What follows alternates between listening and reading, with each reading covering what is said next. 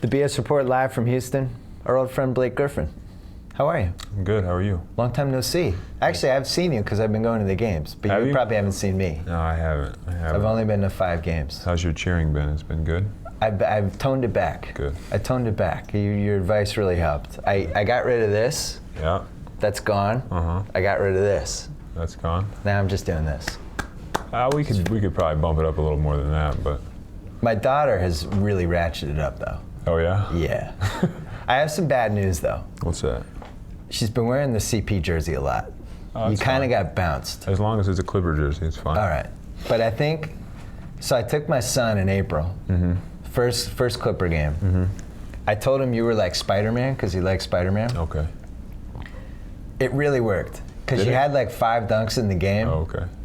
And now he thinks you're a Marvel superhero. Huh. And when we watch the games, he gets excited. Unfortunately, it's a lot of pressure on you because he thinks you should dunk on every play. He's only 5, which I'm sure you get from time to time. Yeah, I tend to disappoint people when I don't dunk. But yeah, no, he's all in on the Blake. And unfortunately for me, he's not going to be a Celtic fan now. Oh, because that's of good. this one game where we took him and I pumped you up, and for some reason you had like 7 dunks in the game. It was like a crazy dunk game for you. And he's all in on the Blake experience now. now. So he's a Clipper fan because I'm a Marvel superhero. That's what he thinks. All right, good. That's what he thinks, like you go into a phone booth and come out of it. Or the other thing that helped you is, I don't know if it's there anymore, but on the Lux Hotel, there's that giant thing of you dunking. Oh, yeah? It's like 8 stories. Have you ever seen that? It's across the street from Staples. I've seen it, yeah, that helps you too. When you have an 8-story ad. Good, I gotta get more of those up then, huh? Yeah. How is the Kia thing has been good for you? Yeah, Kia's been fun. I get to do a lot. I don't mean to say this is a Kia promotion. It's just they're good commercials. Like they're actually funny. Yeah, they've been fun. I mean, they're fun to do. They do a good job producing them, and the David and Goliath, the guys that come up with the scripts, are great. So this season, you've added some wrinkles on the low post. Trying to. There's been some extra moves that I've noticed this year that I have not seen before from you. Yeah. You now have the up and under. You have the spin move, up fake, come around up. Like you have like multiple moves off the up and under now. Yeah, I've been going to the left hand a little bit too. Going to the left hand. You're hitting the 18-footer pretty consistently now. Yeah, I just try to expand my game a little bit. I got tired of just dunking. Did you, all these people, I mean, you got pretty picked apart last year. I don't know if you were following that stuff, but everybody, you hit this point, it was like your second full season in the league. And all of a sudden it was a case of, why doesn't he do this? He should do this. And meanwhile, you're putting up 22 11s. I mean, I thought for where you were in your career, it was a good season. Did you pick up on that stuff? For my second year, I thought it was a pretty decent season. But yeah, I took a lot of slack for, I guess, not being better. But that's understandable. I expect more of myself. But you kind of have to give it time. Sometimes it's not going to happen overnight. And there's not a lot of players that have come in their second season and been what they are when they finish. So, what did that Spurs series teach you? Because they kind of, that series was like watching a butterfly just get the wings picked off. Like it's like they knew everything you guys were doing. Yeah, it did teach us a lot, and the fact that a team that comes in and they ran their offense the same way, they ran their defense the same way, and they did what they do. And we were a little banged up, but still, they controlled that series, and I think we gained some valuable experience from that. Are you happy that you guys have ascended to major contender status and the Lakers went the other way? I mean, you have a chance here to kind of not only own LA, but I think the Lakers might fold if they don't make the playoffs. Like you might just get rid of them completely. They might be out of the league. Honestly, I don't really care what the Lakers are doing. I'm happy that we have kind of elevated our game a little bit, and we're playing at a higher level than we did last year at times. But as far as whatever the Lakers are doing, it's. You don't care a little bit? I really don't care at all. What about when you have Clipper home games and it's like half Laker fans? This year? This year it hasn't been as much of the case. Yeah, it didn't. I mean, this year it didn't really. I don't think it really affected us. But there's going to be Lakers fans. There's a lot of Laker fans in LA. They're ready to jump though. Yeah, we'll see. There's a lot of fair weather. I think you might get, the bandwagon might get pretty full in the second round. Yeah, we'll see what happens. If you keep going. What happened last night? I didn't see the game. I saw you won by 20. We just played well, man. Played tough defense. Got everybody healthy is huge for us because that makes our bench a lot deeper, right. And we can kind of come in waves. You've righted the ship, and also like Bledsoe coming off the bench, and just that whole bench unit is such a weapon. And when he had to start for Chris, it was no reflection on Bledsoe, but all of a sudden you lost that weapon of just being able to change the gears of the game. Yeah, I think we got really comfortable with our rotations, especially in December. And then when Chris went down, and then Chauncey is still hurt, and we had some other guys banged up. It just kind of threw off our rhythm a little bit, and we ended up losing. I think we've lost 14 or however many games this season, but I really wouldn't say our season was lost at all. It just we had a bump. Well, you might have lost the top 2 seed. That might have been the damage. You might have fallen out of the contention. Possibly, for that. but as a team, we think we can play with anybody. So new teammates, Matt Barnes. He's a character. Matt Barnes is a great guy. I never really played with him, never spent much time around him. He's a great teammate and a great guy, and he's been huge for us. Great teammate, somebody that he's an agitator. That's always fun. He's not afraid of anybody. Not afraid of anybody. He loves playing against guys like Kobe, playing against guys like LeBron, and that's the kind of guys you want on your team. Jamal Crawford, all-time heat check guy. He's unbelievable. You just get out of the way when he gets hot. That's it. Yeah, You're like, I'm going to rebound much. for the next 5 minutes. There was a point when we were playing Houston in Houston. He had like 12 points in like 50-something seconds. It's unreal. Like he can just heat up and. Is he your number 1 heat check guy?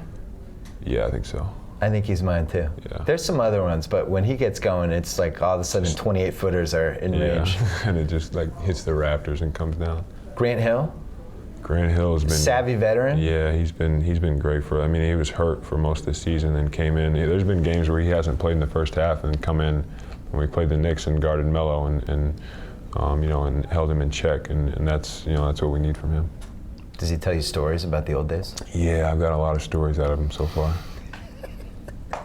I heard he did a windmill dunk in the pregame, and you guys all reacted like it was Game 7 of the World Series. It pretty much was. Was it like a legitimate windmill? Well, we do a little.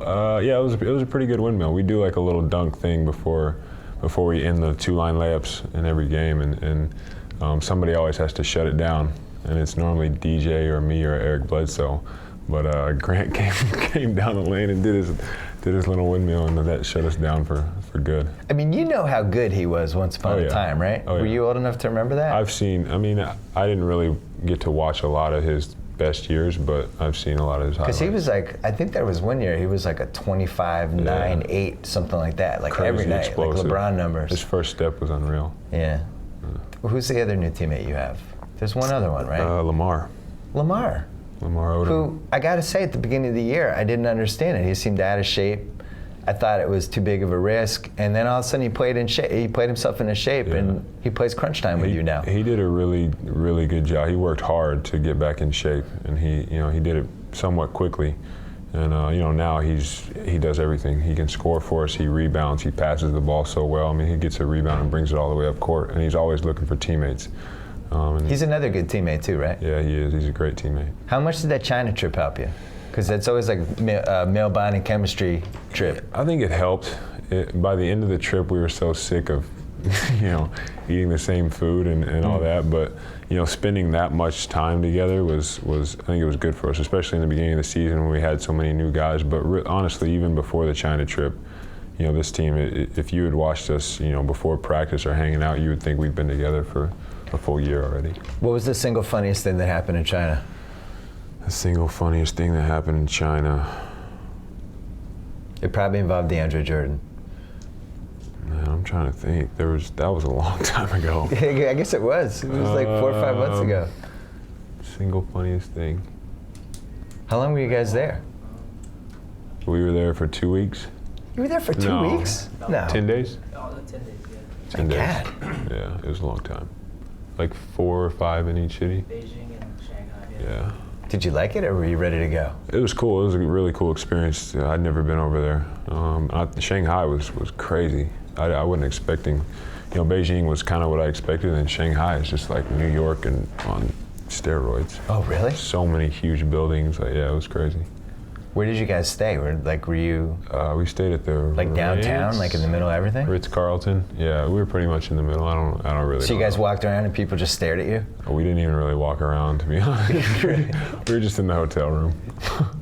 So what team, out of all the teams you've played, best team this year? Or team that you were the most impressed by? You know, the second time we played the Heat, they really had it going, and even with guys, you know, banged up, and you know, Ray Allen didn't play that game, neither did Chris Bosh. I think the way they're playing right now has been impressive. We played Oklahoma City a couple times, once without CP, but you know, both of those teams have been pretty good. You missed out on the Olympics. Yeah. You got hurt. Mm-hmm. How bitter were you to watching that whole thing? I mean, that would have been so much fun. Not only to be in that team, but just practicing with those guys every day, all that stuff. Yeah, I was really looking forward to it, and you know, it was just one of those things where you know, I'm not glad it happened, but I'm glad it happened in the summer to where I could get my knee right and be ready for the start of the regular season. Were you not 100% healthy before that happened? I had tweaked my knee in the playoffs. Yeah. And we were kind of letting it heal. Yeah. And I wouldn't say I wasn't 100% because I felt pretty good, but you know, just too much. So did you watch those games, or you were like, I'm not watching? I watched. I didn't watch any of the exhibition games because I was like, I don't want to see that. But were they texting you? And I got a couple texts, but yeah, I mean, I was cheering for. I was happy for them. Obviously, you know, they worked hard. They played well, but yeah, it was hard to watch at first. You know, knowing that I was kind of supposed to be there. What did you think of when Oklahoma City traded Harden? How shocked were you? I was very, very shocked. It kind of blew my mind. I didn't think that they would break that up. Because you know those guys too. That's your age range, and you've known those guys for a long time. Yeah, I mean, I figured they would work something out to where they could all stay there and play for a long time, but you know, things happen. So you were excited secretly. They got rid of James Harden, but yeah, I mean, that's good for the Clippers. That's a James is a big weapon that they lost in that trade. So, you know, I wouldn't say I was excited, but you know, it definitely shook things up in the West. When you got drafted, they put the thing on the little tidbit, like it had little draft info, and your goal was to host Saturday Night Live someday. Yeah. How close are we now? I don't think we're very close. Could be mildly close now. I mean, closer than I was when I got drafted, but you can make the finals. If you win the title, it's possible. Yeah. I mean, that's the only reason I want to win the title, so I can host Saturday Night Live. So, fingers crossed, right? Click subscribe. You look hot today. No, don't go away. Stay. Watch more videos. Please stay with me. I'm so lonely.